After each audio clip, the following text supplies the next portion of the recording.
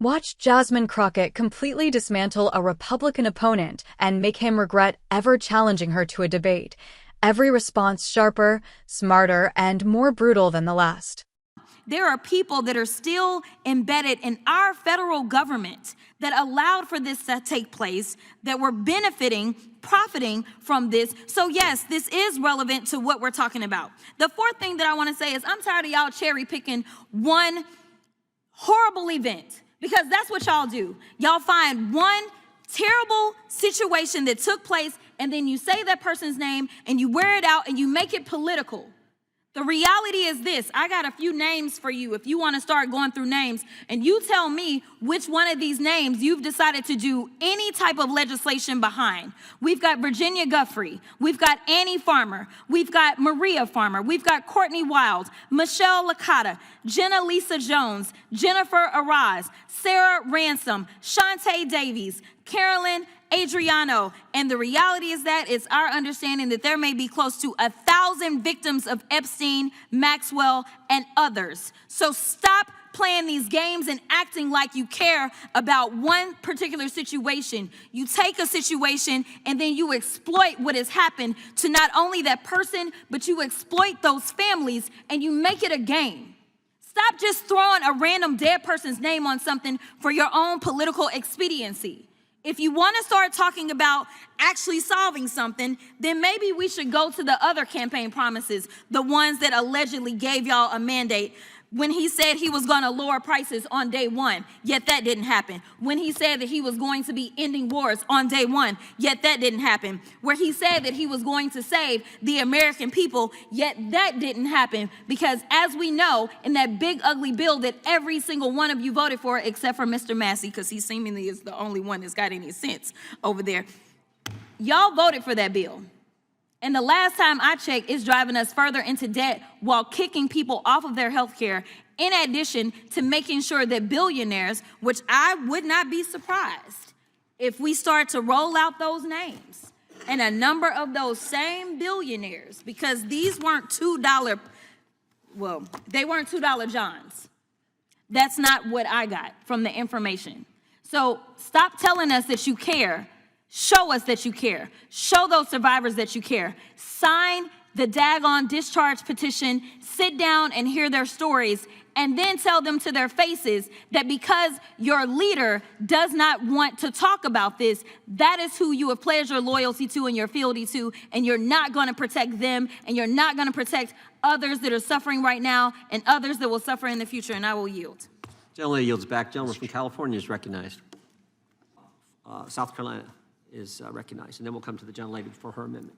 Thank you, Mr. Chairman. I want to be clear about what we just heard a few minutes ago from Ms. Crockett from Texas, that we are doing a bill on some, quote, random dead person. This person was a vibrant soul, had a life, was pursuing a degree. She's not some random dead person, but she's a symptom of a larger problem, which you guys have ignored for years, which is that we're going to import and fling open the gates of our southern border and allow these individuals to come into this country, that we're not going to vet them, that we're not going to ascertain about where they land, and that we're not even going to follow up. The gentlelady from Wyoming introduced into the record a Homeland Security report. There's a Health and Human Services report about all of the systemic failures of the last administration. And the flippant and, quite frankly, callous response by the gentlelady from Texas is that she's just some random dead girl. Now, she just walked out of the room, so I guess she didn't want to hear this. But her mother, if you want to talk to her mother, which I encourage you to do so that you understand who she was, here's a quote from her mother that she was texting with me. Kayla talked a mile a minute like a hummingbird. She loved animals, especially her cat Oreo. She cared about the homeless. She loved her mommy. She treasured her family and friends. She loved God and loved going to church. She loved her birthday and Christmas. She loved the beach and the pool and swimming. Her voice and laugh carried across the room, even when the room was quiet. She loved music and loved to have fun. She lived every day to the fullest, and boy, did that girl love to sleep. And I can go on and on. This was a young lady who was pursuing a degree as a veterinarian. She wanted to help people. She wanted to live her life. She wasn't some random dead person that we just plucked out of a hat. She is a symptom of a larger problem that you have ignored. We had a field hearing, my first term in Congress. Not a single damn Democrat showed up to look at the open border lawlessness caused by this administration. So while you sit here quietly for the last 4 years when Joe Biden and Kamala Harris allowed and tacitly sanctioned the trafficking of hundreds of thousands of children across the border, I think it's pretty dang shameful. You said nothing while young girls and boys were raped and otherwise abused by their smugglers and traffickers. You didn't even raise a finger to help when the New York Times, of all places, not really a bastion of conservatism, exposed the labor trafficking of unaccompanied minor children.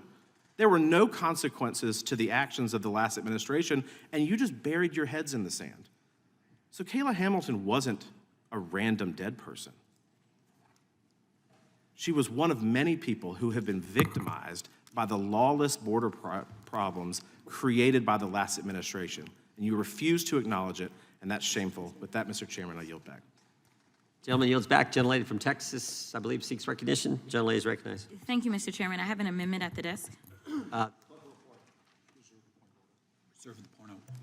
Amendment to the amendment and Gentleman from Wisconsin reserves a point of order. nature of a substitute. Amendment will be considered as read. The gentlelady is recognized to explain her amendment. My amendment today would strike the provision of this bill that will require the Secretary of Health and Human Services, who we know is incompetent, to conduct body examinations of unaccompanied children aged 12 and over to see if they have gang markings. I don't know what your obsession is subjecting kids to government-mandated strip searches, but it needs to stop. Now, I want y'all to take a second and really think what you're trying to force little kids to go through. This has to be the third time y'all have tried to push a bill that would give the federal government legal authority to put kids in compromising, traumatizing situations. Whether it's immigrant kids or trans kids, every chance you get, it seems like you want to force the government to look at little kids' bodies. Now, let me put this differently. You want to give some stranger, a federal government employee no less, for all of you small government folks over there on the other side of the aisle, free reign to examine little 6th or 7th graders for some obscure thing that isn't even conclusive evidence that they're in a gang. I mean, this is kind of insane.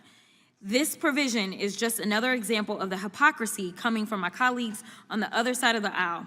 Y'all love to talk a big game when it comes to protecting kids from harm and trauma, but the fact is, it's all an act. Because if Republicans really cared, y'all wouldn't be refusing to release the Epstein files and bring justice to the victims of human trafficking and assault. And I do want to make sure that I put a little asterisk here. Everyone is talking about how great Comer is doing and this and that. To be clear, it was an oversight subcommittee, and it was the Democrat who is the ranking member who actually brought the motion to release the files. It just so happened that there were enough Republicans on that subcommittee, seemingly more than on this full committee, that had the courage enough to actually vote with the Democrats. But let me be clear, this was Democrats leading. This was the tail wagging the dog, so I don't want y'all to forget that part. Don't go around claiming that y'all are the heroes because now there's supposedly files that are coming out. It was the Democrats that led that, just to be clear. Now, you sure as hell wouldn't be forcing kids who are in middle school into situations where the federal government is placing them in a room with a random adult, strip searching them to try to find some obscure amorphous thing. Now, I know some of my Republican colleagues here have kids, and I'm willing to bet that if your kid was going to say England, and you found out some random government employee over there was going to strip search your kid to look for some tattoos or markings, you would lose your damn mind. You do everything you could to prevent this from happening and save them from that trauma. And that's all I'm asking you to do today, is to protect these kids. Spare these kids from the unnecessary trauma. Be the adults in the room today, because enough is enough. Nothing in my amendment prevents DHS or even HHS from requesting a kid's criminal record or prevents HHS from evaluating whether kids are a danger to themselves or others. What this amendment does do, however, is prevent kids from having to go through unnecessary strip searches and be traumatized for the rest of their lives. If you're really on the side of history, if you really want to be on the right side of history, then that means that you'll do all that you can to protect kids, and I urge you to support my amendment. The final thing that I will say is I stand by everything that I said before. Y'all love to cherry pick because you claim that the immigrants are the reason for crime, but you have nothing to say about white supremacists in this country. I don't remember, as we are headed to yet a record number of school shootings in this country as it relates to children, I don't remember y'all bringing bills in the names of any of these itty-bitty children. In fact, the most recent shooting, as y'all love to send thoughts and prayers, these babies were legitimately praying when they were killed. So I don't remember y'all trying to do gun reform for all of that. I don't remember y'all being super outraged when it came to January 6th and those defendants. Well over 1,000 defendants. And we're talking about they beat up on law enforcement. Now y'all love law enforcement. You love some ICE. Now that ICE is going around thugging everywhere. But nevertheless, I don't remember y'all even having the courage to say, yes, put the damn plaque up. That was signed into law. Y'all won't even do that. So don't tell me that y'all are here being the champions for everybody. You are very selective. So yes, it is a game. Because if I want to do legislation, I don't have to put somebody's name on it to do right. I don't have to put one of the children's names so that I can have real gun reform and save lives. And I will yield. Gentlelady yields back. The gentleman withdraws his point of order. The gentleman from South Carolina is recognized to speak on the amendment.